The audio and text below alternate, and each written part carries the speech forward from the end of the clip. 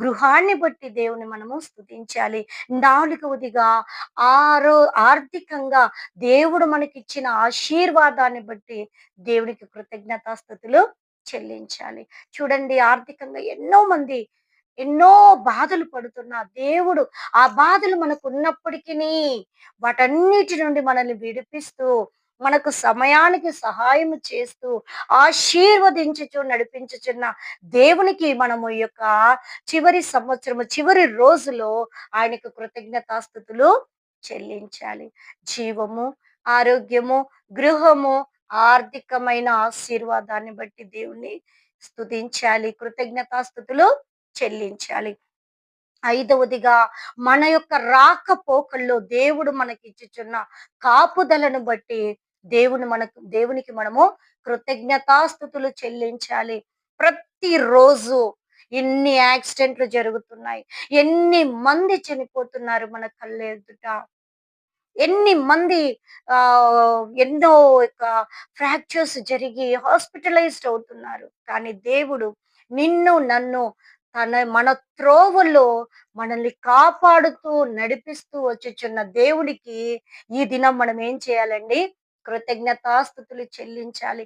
సంవత్సరమంతా మన త్రోవల్లో ఆయన మనల్ని కాపాడినాడు.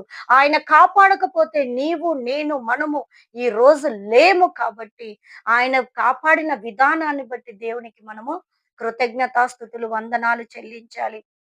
దేవుని యొక్క వాక్యం చెప్తుంది, ఇది మొదలుకొని నిరంతరము నీ రాకపోకల యందు నీ దేవుడైన యెహోవా నీకు తోడయుండును.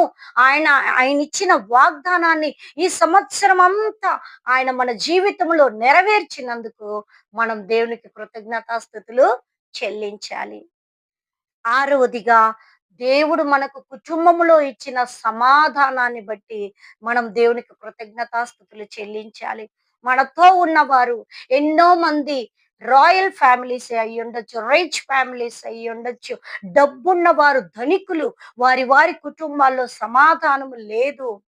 దేవుడు మన కుటుంబంలో మనకిచ్చిన సమాధానాన్ని బట్టి దేవునికి మనం ఏం చేయాలండి? కృతజ్ఞతాస్తుతులు, వందనాలు చెల్లించాలి, దేవుని స్తుతించాలి. ఇలాంటి సమాధానము లేక అనేకులు ఆత్మహత్యలు చేసుకుంటున్నారు. కానీ దేవుడు మన కుటుంబంలో, మన జీవితంలో, మన హృదయములో ఆయన ఇచ్చిన సమాధానాన్ని బట్టి మనము దేవుని స్తుతించాలి.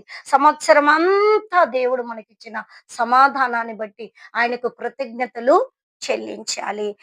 ఏ ఏడవదిగా దేవుడు మన కుటుంబంలో ఇచ్చిన